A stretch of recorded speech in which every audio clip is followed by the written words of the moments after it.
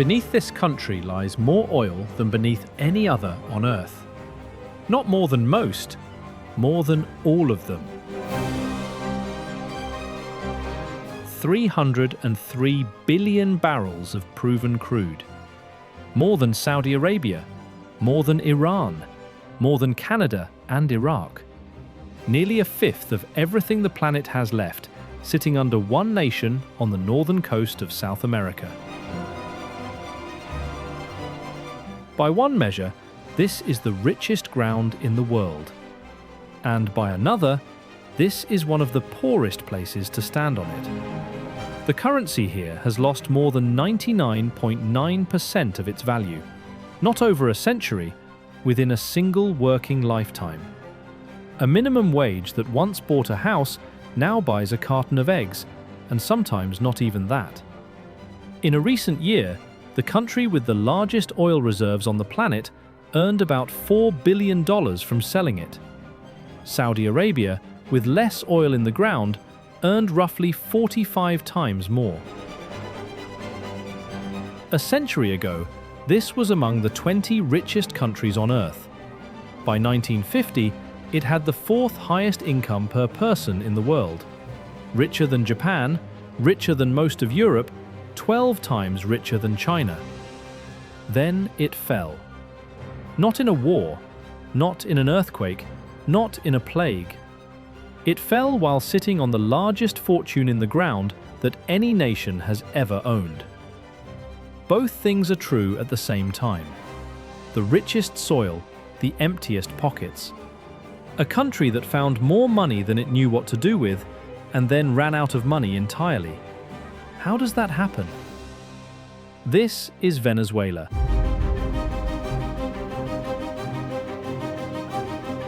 To understand how a country runs out of money while sitting on an ocean of it, you have to go back to a time before the oil was worth anything at all. Before the towers, before the highways, before the supersonic flights and the shopping trips and the collapse. You have to go back to the coffee. For most of its history, Venezuela was a quiet agricultural country. Coffee and cacao grew in the hills. Cattle grazed the plains. The wealth that existed belonged to a small class of landowners, and there was not very much of it to go around. It was poor. It was rural. By the standards of the early 20th century, it was unremarkable. And it was sitting on a secret it did not yet know how to use. Around a great shallow lake in the west of the country, the ground had always leaked. Lake Maracaibo. A body of water the size of a small sea, fed by rivers, opening to the Caribbean through a narrow neck. For centuries, the local people had watched a dark substance seep up through the soil and float on the water. They used it to seal their canoes.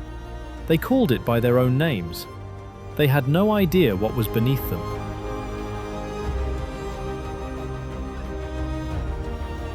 The first barrel of Venezuelan oil ever shipped abroad went to Spain in 1539 to treat a king's gout.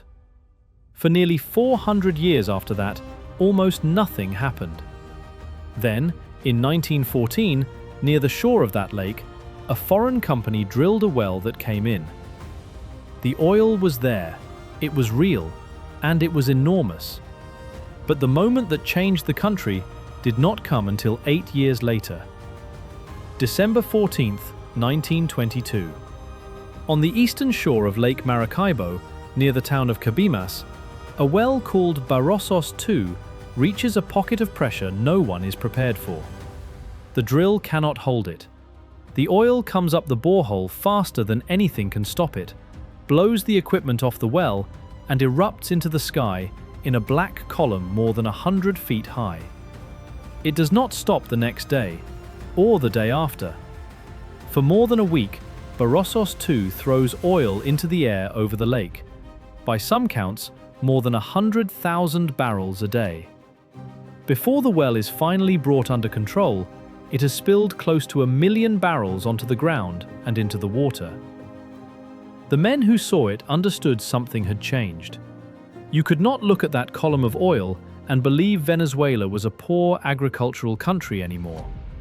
the world's largest companies had already understood it too. Within a few years, foreign firms were drilling all along the lake.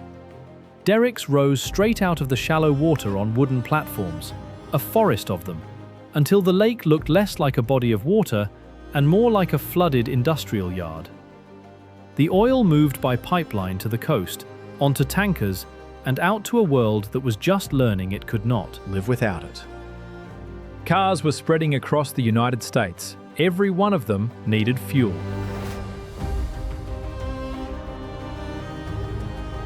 By the middle of the 1930s, Venezuela was the second largest oil supplier on the planet, behind only the United States itself.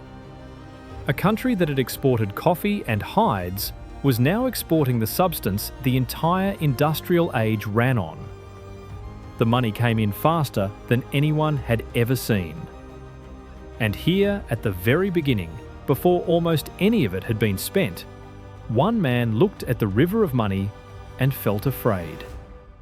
His name was Arturo Uslar Pietri. He was a writer. In 1936, he was 30 years old. That year, he published a short newspaper essay with a strange title. He called it Sembrar el Petróleo, sow the oil.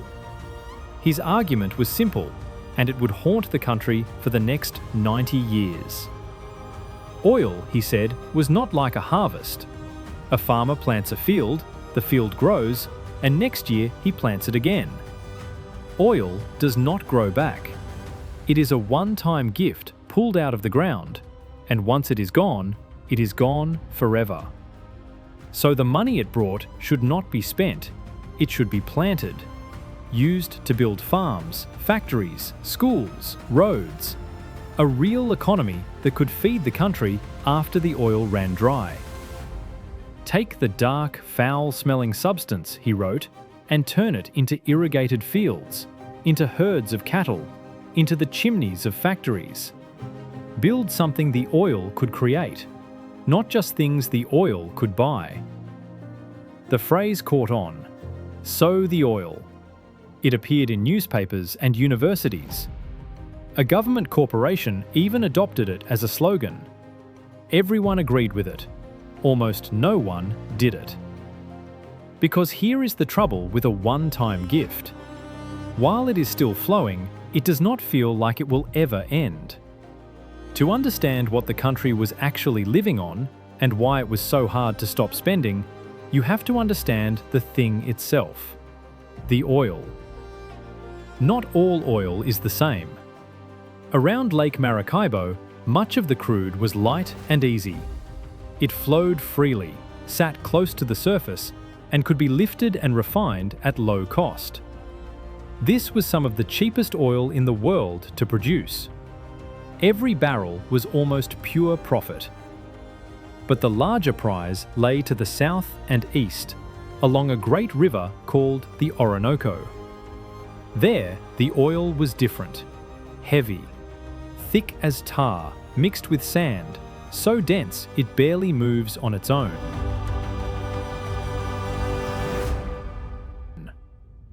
There is more of it there than almost anywhere on Earth, but it is hard. It has to be heated, thinned, and blended with lighter oil before it will move through a pipe. It sells for less than cleaner crude because a refinery has to do more work to use it. Lifting it takes skill, money, and patience. And there was a deeper vulnerability hidden inside all of it, one that mattered more than the chemistry. Venezuela did not set the price of its own oil. No oil producer does. The price is set far away, in trading rooms in London and New York, by the daily collision of everyone selling and everyone buying. A Venezuelan barrel was worth whatever the world decided that morning, and the world's decision could swing by half in a year for reasons that had nothing to do with Venezuela at all. A war in the Middle East, a recession in America, a new field opening in the North Sea. A country whose entire budget rests on one product at a price it cannot control is not as wealthy as it looks. It is a passenger, not a driver. When the price was high, the money felt like genius. When it fell, there was nothing the government could do but watch. Years later, the country would help build a cartel, OPEC, precisely to try to grab that steering wheel, to hold prices up by agreeing with other producers to pump less. It would work for a while, but it could never change the basic fact. The price came from outside, and what comes from outside can be taken away. For now, that did not matter. The easy oil of Maracaibo was enough to make the country rich beyond anything in its history. And as the money rose, a question began to form that no one quite wanted to answer. Who should it belong to? The companies pulling the oil out were foreign. In the early years, they wrote the rules themselves. A dictator had even let them help draft the country's first petroleum law. The profits flowed mostly outward, to shareholders in other countries. Slowly, Venezuela began to claw back its share. In 1943, a new agreement split the profits closer to evenly. In 1945, the country pushed for even better terms. The largest share, one official said, that any nation had ever taken from a single activity. A young lawyer and diplomat was at the center of that fight. His name was Juan Pablo Pérez Alfonso, and he believed Venezuela was being robbed of what was rightfully its own. He would spend his life trying to get more of the oil's value for his country. And by the end of it, he would come to believe the oil had been a curse. But that turn was decades away. First came the boom. And what a boom it was. From the 1950s into the 1970s, Venezuela became something the region had never seen. Caracas, the capital, set in a long valley beneath a green mountain wall called the Avila, filled with modern towers, broad highways, and neon. The money built things: universities, hospitals, a motorway system, an aluminum industry, a steel industry, dams on the rivers. The middle class swelled. Workers here were among the best paid on the continent. People came from everywhere to share in it. Italians, Spaniards, Portuguese fleeing a poorer, war-scarred Europe, Colombians and Ecuadorians crossing the border for work.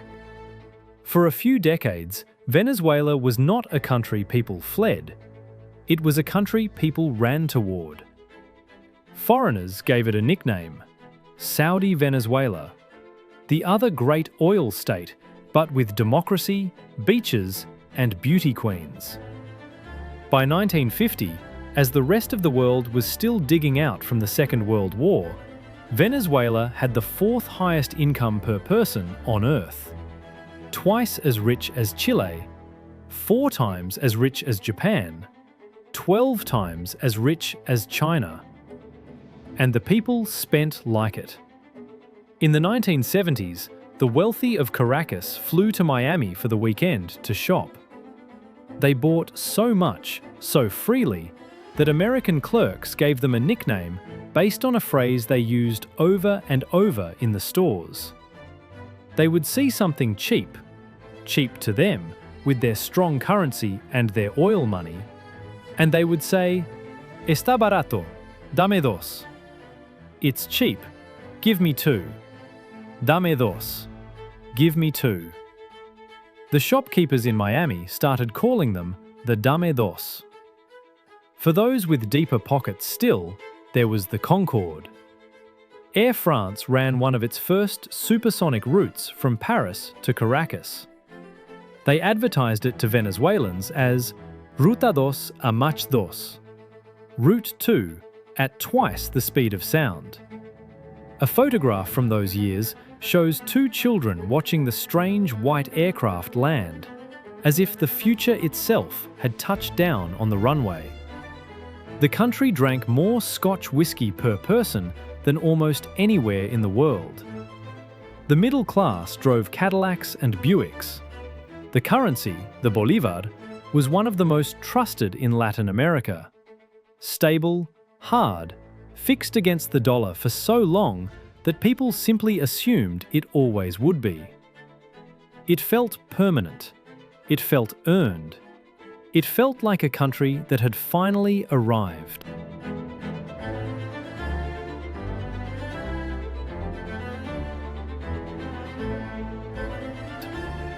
But the wealth was never evenly shared, and it was never as solid as it looked.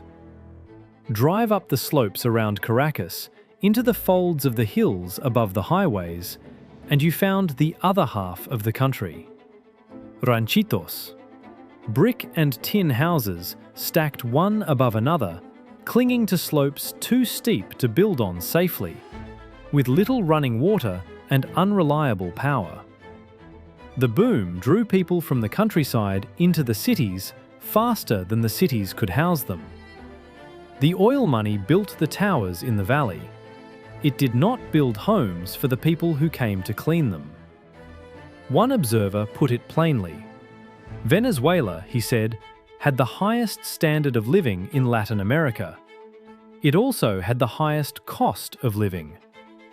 The shine on the surface and the shacks on the hillsides were two parts of the same boom. And underneath all of it, hidden by the sheer volume of money, a sickness was growing. Economists have a name for it. They call it Dutch disease, the resource curse. It works like this.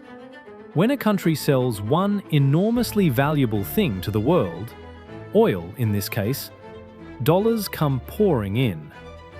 That flood of foreign money pushes up the value of the local currency. A strong currency sounds like good news, but it has a hidden cost. A strong currency makes everything the country tries to export, coffee, manufactured goods, anything that isn't oil, too expensive to sell abroad. And it makes everything imported cheap. So why grow your own food or build your own factories when the oil money lets you simply buy it all from somewhere else?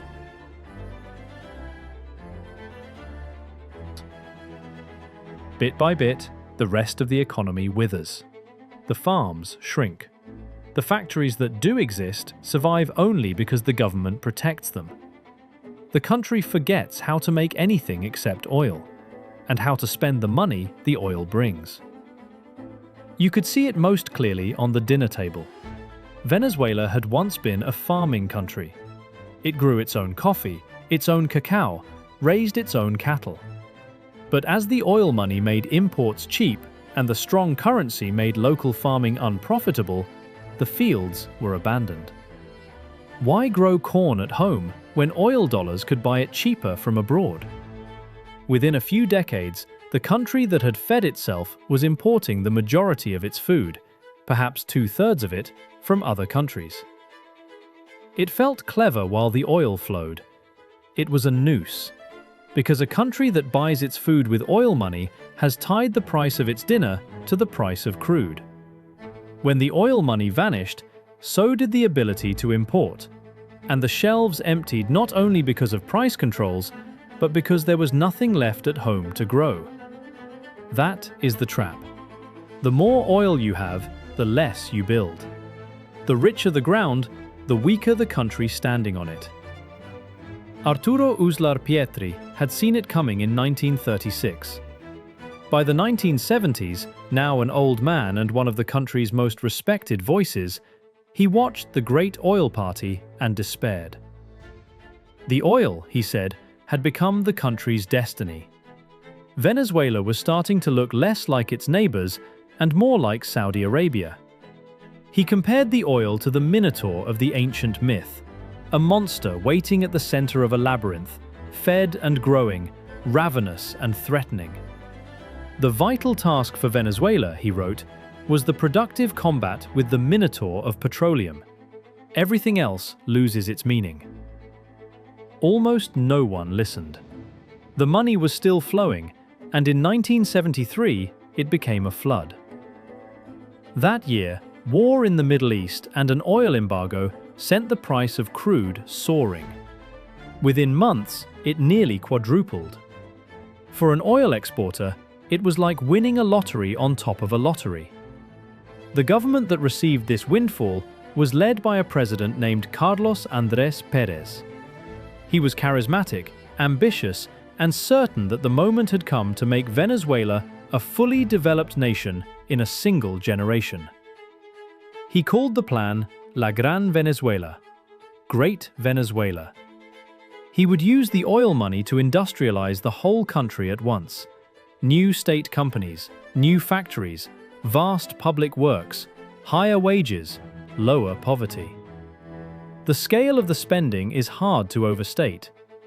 In the 5 years from 1974 to 1979, the government spent more money than it had spent in the entire previous history of the Republic. All of it. More in 5 years than in the century and a half since independence.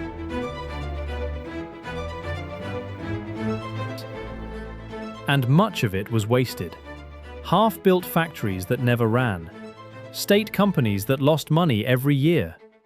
Grand projects that became known later as white elephants. Enormous, expensive, and useless. The grandest of them all rose in the south, where the Orinoco meets one of its great tributaries. There, the state set out to build an entire industrial heartland from nothing, a planned city called Ciudad Guayana, and around it, the heavy industry that was supposed to free Venezuela from oil forever. On paper, it was the right idea. The exact thing Uslar Pietri had asked for. The region had iron ore in its hills and one of the largest rivers on the continent at its feet. So the government dammed the river. The Guri Dam, when it was finished, was among the largest hydroelectric projects on Earth, powerful enough to light most of the country. With that cheap power, the state built steel mills and aluminum smelters, Sidor, the steelworks, vast plants turning the region's ore into metal for the world. For a moment, it looked like the future. A second pillar, beside the oil, holding the country up. But it never stood on its own. The steel and aluminum were sold cheap, often below what they cost to make. The plants were overstaffed, run for politics as much as production. They survived only because the oil money kept covering their losses year after year. They were not an escape from the oil. They were one more thing the oil paid for. So when the oil money faltered, the great industrial South faltered with it. Today, the smelters run at a fraction of their capacity. The steelworks are a shadow, and the mighty Guri Dam, neglected for years, can no longer reliably keep the lights on.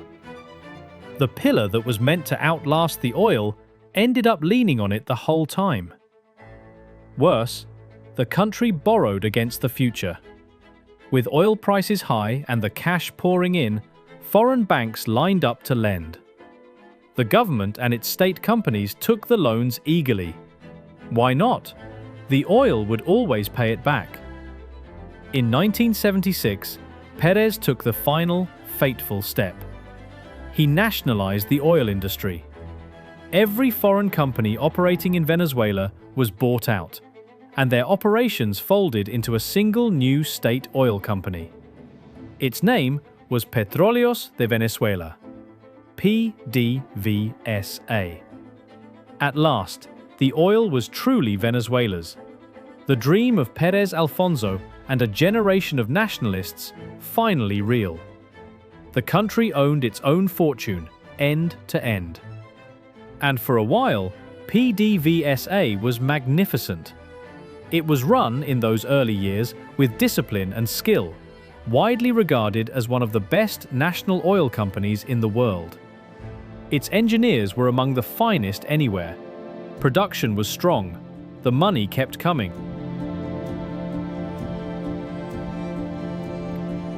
But the man who had fought hardest for that oil had changed his mind. Juan Pablo Pérez Alfonso, the lawyer who helped his country take its share, The diplomat who helped found the cartel that would set the world's oil price looked at what the money was doing to Venezuela and was filled with dread. He had helped create OPEC in 1960, binding the oil exporters together to lift prices. He had succeeded beyond his hopes, and he had watched the success poison the country he loved. In his final years, he wrote a book. Its title was a single, bitter image. He called oil the excrement of the devil. "We are drowning," he said, "in the devil's excrement." The oil that should have lifted Venezuela was instead rotting it from within, breeding waste, corruption, laziness, and a country that had forgotten how to do anything but pump and spend. He died in 1979. He did not live to see how right he was. Because the lottery was about to end, and a country that had built nothing to fall back on was about to learn what that meant. The first cracks were in the price. The high oil prices of the 1970s did exactly what high prices always do. They encouraged the whole world to produce more oil and to use less of it. New fields opened. Cars grew efficient. By the mid-1980s, there was too much oil and not enough buyers. The price fell. And Venezuela, which had borrowed against the assumption that it would never fall, suddenly could not pay its bills.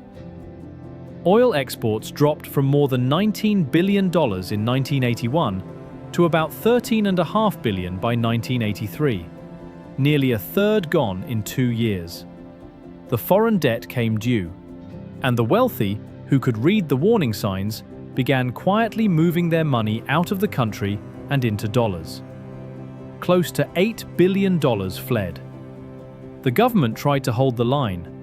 For decades, the bolívar had been fixed against the dollar, around 4 1/3 bolívars to $1, unmoved, year after year, a symbol of national strength. The central bank spent down its reserves to defend it, but the reserves were running dry. February 18, 1983, a Friday. The banks in Venezuela do not open. For the first time in living memory, the government can no longer hold the currency. Over the course of a single day, it imposes controls on the movement of money and lets the bolívar fall. The purchasing power of an ordinary Venezuelan drops by 3/4 in a matter of hours. They called it Viernes Negro, Black Friday. It was not just a number changing on a screen. For 2 generations, Venezuelans had measured their country's success by the strength of their currency. A strong bolívar meant the oil dream was real. When it broke, the dream broke with it. And it was revealed afterward that some large companies had been warned in advance and had stockpiled dollars before the fall. The ordinary saver had not. They woke up on Friday poorer than they had gone to sleep, with no warning at all. Black Friday was the day the music stopped. Before it, in 70 years, the bolívar had been one of the most stable currencies on earth. After it, Venezuela would never have a stable currency again. The last year the country saw single-digit inflation was 1983. Everything after is the long unwinding.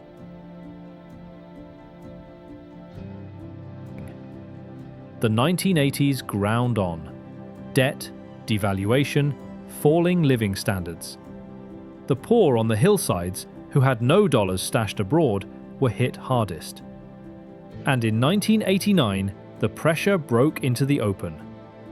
Carlos Andrés Pérez, the same man who had presided over the great boom of the 1970s, returned to the presidency. But the treasury he inherited was empty. To get help from international lenders, he agreed to a package of harsh economic reforms. Among them, a sharp rise in the price of gasoline, and with it, the cost of the buses the poor relied on. On February 27, 1989, the people of Caracas and the towns around it rose. What began as protests over bus fares became days of rioting and looting across the capital. The government sent in the army. The soldiers fired on crowds in the poor neighborhoods. The official death toll was in the hundreds. Independent counts put it far higher, well over 1,000, many of them buried in mass graves. They called it the Caracazo. It was the economic crisis made flesh. Not a chart, not a devaluation. People killed in the streets of a country that had been, a decade earlier, one of the richest on the continent. And it left a wound that did not close. Among the young military officers watching that day was a lieutenant colonel named Hugo Chavez. 3 years later, he would try to seize the government by force. The coup failed, and he went to prison. But the country had heard him, and it had not forgotten the bodies of 1989. The old order was crumbling now in plain sight. There were 2 attempted coups in 1992 alone. The following year, Carlos Andrés Pérez, the president of the great 1970s boom, the man who had once promised to make Venezuela a developed nation in a decade, was impeached and removed from office, accused of corruption. The figure who embodied the years of abundance ended his career disgraced, presiding over their ruin. The boom and its undoing had worn the same face. The 1990s brought more of the same. Banking crises, more devaluations, poverty climbing year after year. By 1998, the average Venezuelan's income had fallen back to where it had been in the early 1960s, a third lower than its peak 20 years before. The boom had been entirely erased. The country was, in real terms, back where it started, minus the oil it had already burned through. Into that exhaustion stepped Hugo Chavez. In 1998, the officer who had once tried to take power by force won it instead at the ballot box, in a landslide, promising to use the oil wealth at last for the poor who had been left on the hillsides. And for a time, history seemed to give him a second chance. In the 2000s, oil prices climbed again, eventually to around $100 a barrel. The money came flooding back, on a scale not seen since the 1970s. Chavez spent it on the poor. Free clinics, staffed in part by Cuban doctors sent in exchange for oil. Subsidized food, literacy programs, housing, pensions. For millions of Venezuelans who had been forgotten in the boom, life improved in real and measurable ways, and his popularity was immense. But underneath, the old disease was untreated. The country was, if anything, more dependent on oil than ever. By some measures, oil now made up over 90% of everything it sold abroad. The farms and factories had never been rebuilt. The money was being spent, not sown. It was La Gran Venezuela all over again, a generation later, with the same flaw at its heart. And then there was PDVSA. In 2002 and 2003, the state oil company became the center of a political war. A general strike, aimed at forcing Chavez from power, shut down PDVSA for 2 months. It cost the country billions and brought oil production to a near halt. Chavez survived it, and in the aftermath, he fired the strikers, around 18,000 workers, including many of the company's most skilled engineers and managers, the people who actually knew how to run one of the most technically demanding industries on Earth. Many of them left the country and took their knowledge with them. The company that had been among the best in the world was hollowed out. Its expertise replaced in many posts by loyalty rather than skill. The reservoirs did not care about politics. Heavy oil, the kind that filled most of Venezuela's reserves, is unforgiving. It needs constant, expert investment just to keep flowing. Starve it of that, and the wells decline. PDVSA's production had peaked at around 3.5 million barrels a day in late 1997. It never reached that height again. Year by year, it slid.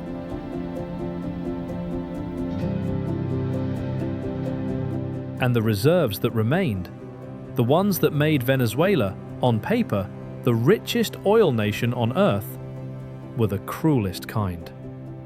Most of that 300 billion barrels lies in the Orinoco Belt, the heavy tar in the south. It is the largest single deposit of its kind in the world. And it is exactly the oil that needs the most money, the most technology, and the most skill to lift. So at the very moment the country was driving away its engineers and starving its oil company of investment, the easy oil of Maracaibo was running thin.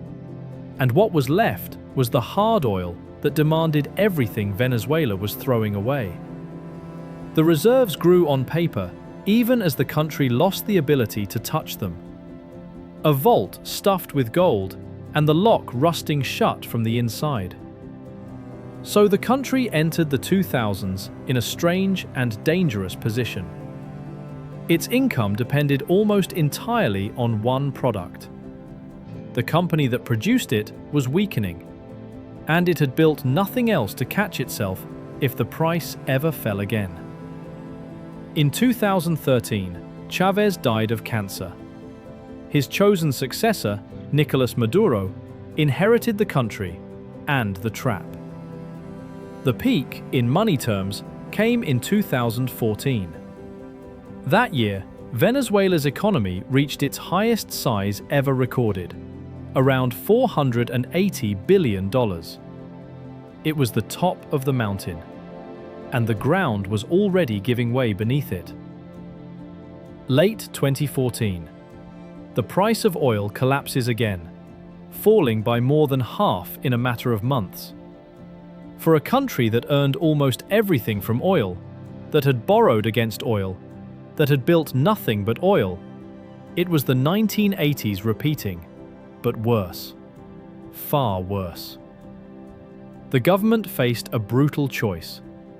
Its spending now ran enormously ahead of its shrinking income, a gap approaching a sixth of the entire economy.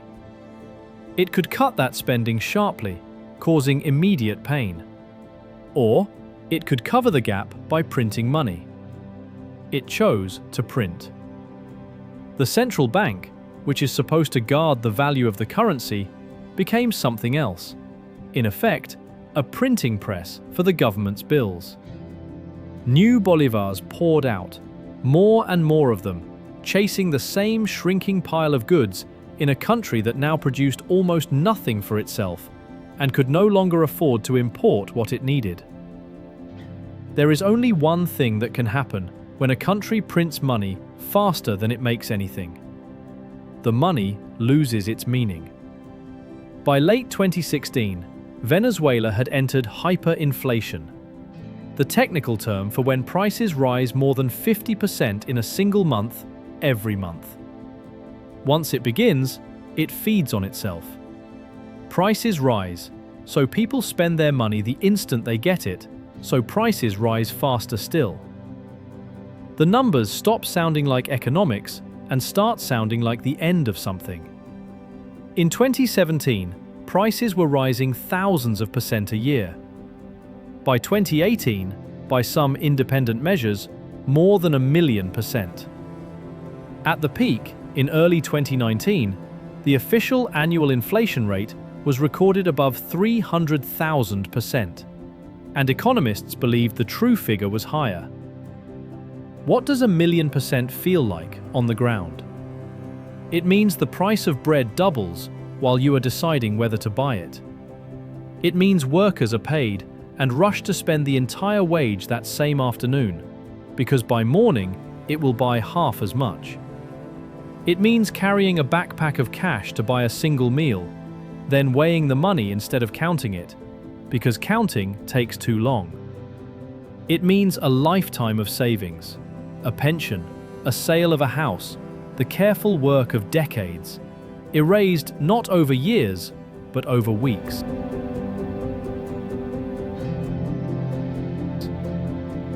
And the government's attempts to fight it often made it worse. To stop prices from rising, the state simply ordered them not to, fixing the price of bread, flour, milk, and medicine by law, far below what they cost to produce. The result was not cheap food, it was no food. A shop cannot sell flour at a loss forever, so the flour vanished from the shelves. Across Venezuela, the supermarkets emptied. People queued for hours, from before dawn, not knowing what would be inside when the doors opened, or whether anything would. A whole population spent its days standing in lines. And where the official price was kept artificially low, a shadow trade grew up to fill the gap. People called the men who worked it bachaqueros, after the leafcutter ant that hauls loads many times its size. They would buy subsidized goods at the controlled price, then resell them on the street at the real one, many times higher. The price controls meant to protect the poor created a black market that preyed on them instead. The government kept trying to outrun it by cutting zeros off the currency. 3 times, in 2008, in 2018, and again in 2021, it issued a new bolivar and struck zeros from the old one. Across those years, 14 zeros were removed in total. One new bolivar at the end was worth 100 trillion of the bolivars the country had used a few years before. It changed nothing. You cannot fix the value of money by renaming it. The printing went on, and so did the collapse. Between 1998 and 2018, the currency lost more than 99.9% of its value, and then kept falling. In 2018, the government tried something stranger still. It announced a new kind of money, a state cryptocurrency it called the petro, which it said was backed by the country's oil reserves in the ground. Each digital coin, in theory, stood for a barrel of crude that had not yet been pumped. It was the old illusion in a new form. The belief that the oil under the ground was already wealth, that you could spend it before you had lifted it, that a barrel still buried was as good as money in hand. The petro went nowhere. The world did not buy it, and the bolivar in people's pockets kept dying. You cannot eat a barrel that is still underground, and you cannot spend one either. And here, the full cruelty of the situation revealed itself, in a series of ironies almost too sharp to believe. Remember the cheapest gasoline on earth. For decades, Venezuela's oil wealth had made fuel almost free at the pump, gasoline given away for a fraction of a cent, a birthright every Venezuelan expected. And yet, in these years, in the country with the largest oil reserves on the planet, drivers waited in lines that stretched for miles, for days, because there was no fuel to be had. The refineries, starved of investment and expertise, could no longer reliably turn the country's own crude into gasoline.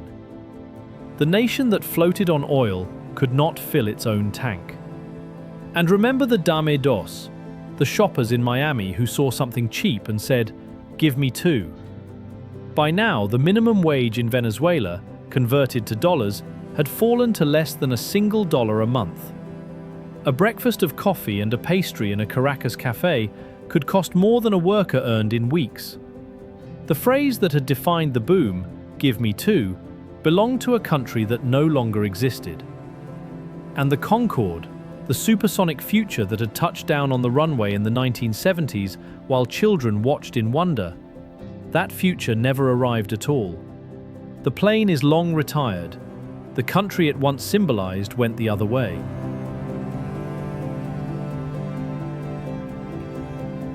What the oil had bought turned out to be only what the oil could buy, none of what it could have built.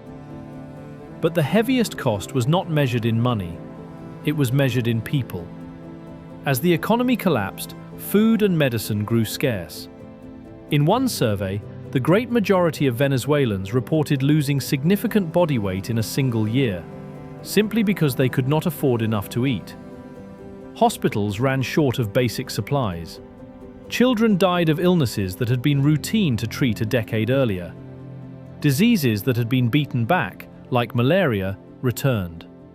And so people did the only thing left. They left.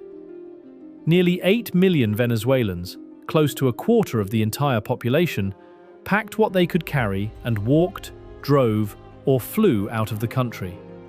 They crossed the border into Colombia and Brazil on foot, in lines that stretched to the horizon.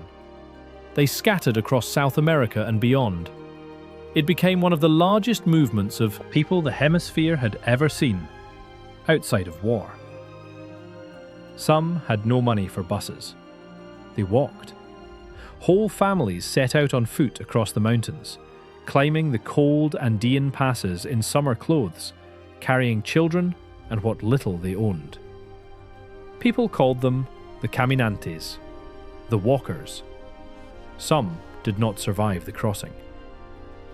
And the ones who made it changed the economy of the ones who stayed. From restaurant kitchens and construction sites across the continent, the emigrants began sending money home. Small amounts, wired back to parents and children in Venezuela. For millions of families left behind, these remittances became the difference between eating and not. A country that had once lived on oil now lived, in part, on the wages of its scattered children, earned in other people's economies and mailed back in dollars.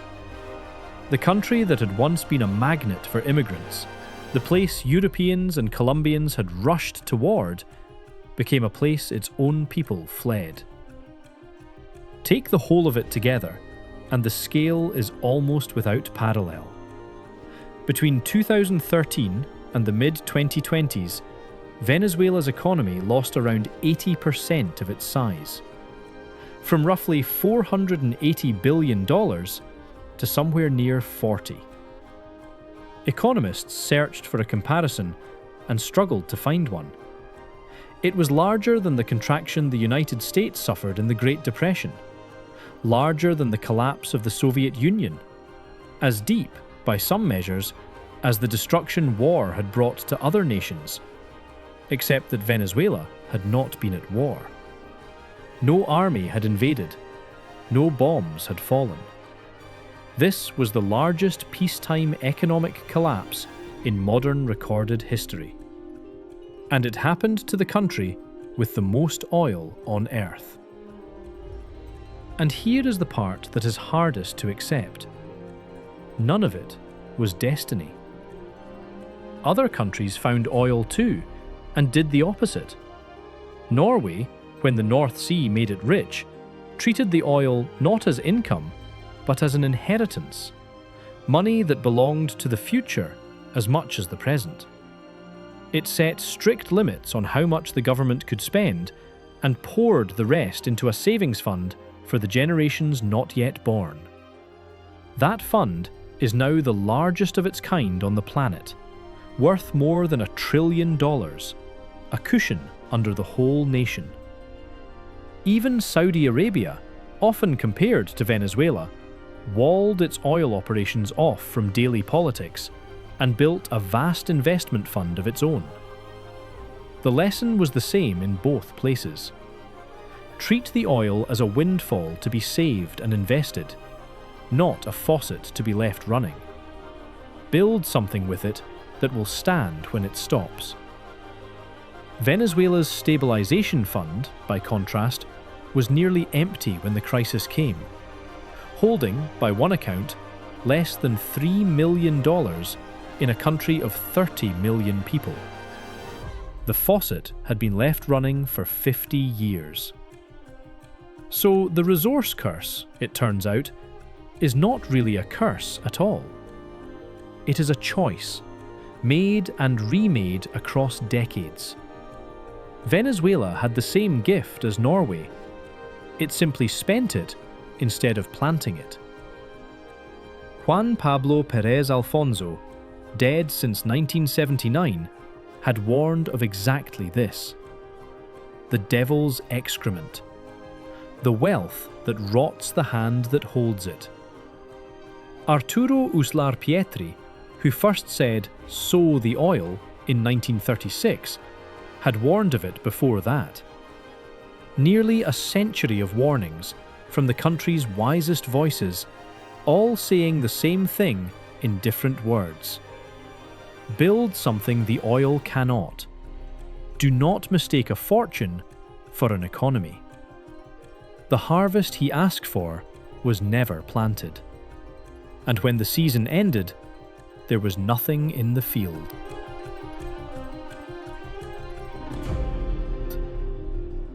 So what is left now, standing where the richest country in South America used to be? A country split in two.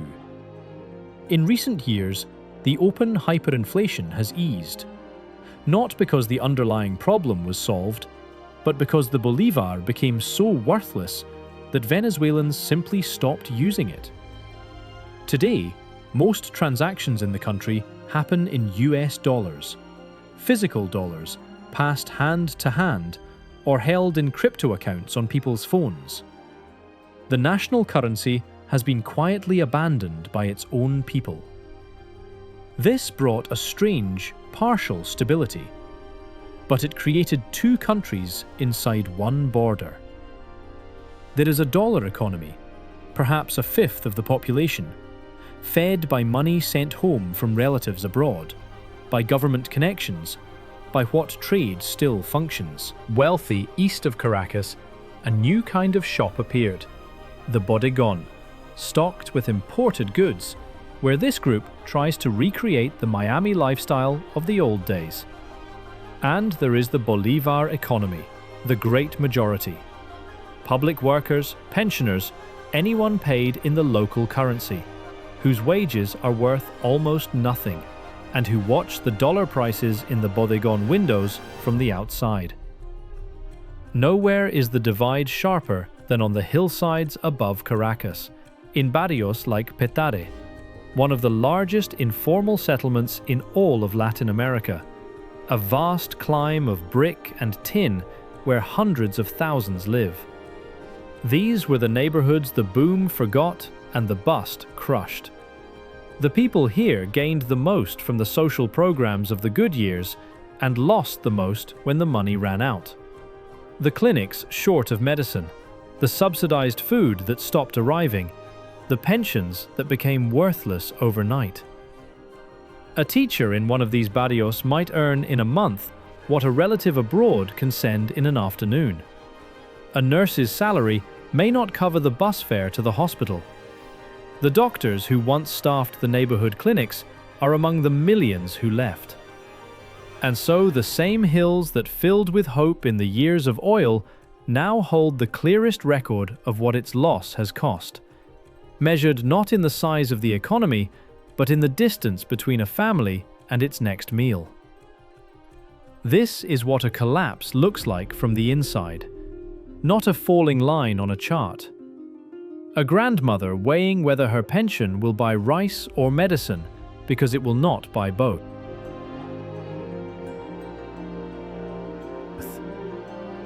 The oil, meanwhile, is still there. All 303 billion barrels of it, the largest reserves on the planet, mostly in that heavy belt along the Orinoco. On paper, at recent prices, it is worth more than the entire economy of every country on Earth except two. But paper is not money. Lifting that heavy oil takes the investment, the skill, and the steady hands that the country spent 2 decades driving away. Production today runs at a fraction of its old peak. The fortune is real. It is simply, for now, out of reach, locked in the ground beneath a country that no longer has the means to bring it up.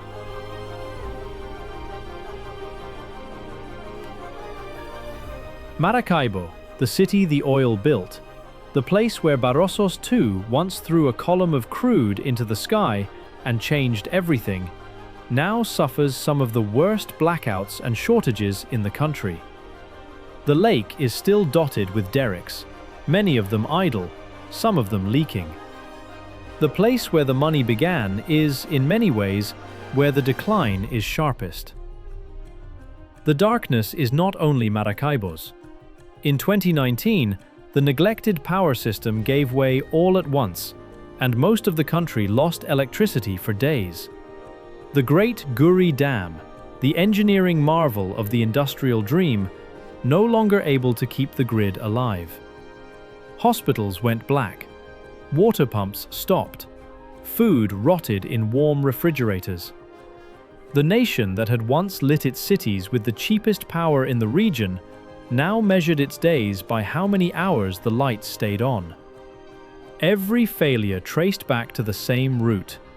Years of money spent on everything except keeping the machinery running. There are flickers of recovery. Modest growth in a recent year or two, a partial easing, a sense in some quarters that the very bottom has passed. But economists who study the country are careful. They call what exists now not a recovery, but a kind of survival. A patient stabilized, but not healed. The deep machinery of a real economy, the farms, the factories, the diversified strength that Uslar Pietri begged the country to build in 1936, still does not exist. And so, Venezuela sits with the oldest paradox in its history, sharper now than ever. It has more wealth in the ground than any nation on earth, and it cannot turn that wealth into a life for the people who live above it. Perhaps that is the lesson buried in this story, if there is one. That a fortune found is not the same as a fortune kept. That the ground beneath a country can be unimaginably rich, and the country can still grow poor if it never learns to build anything but the act of taking. The oil is still down there. It always was. It was never the problem, and it was never the solution. The question Venezuela has faced for 100 years is the one it still has not answered. Whether all that buried wealth can ever become something more lasting than a memory of how rich it used to feel.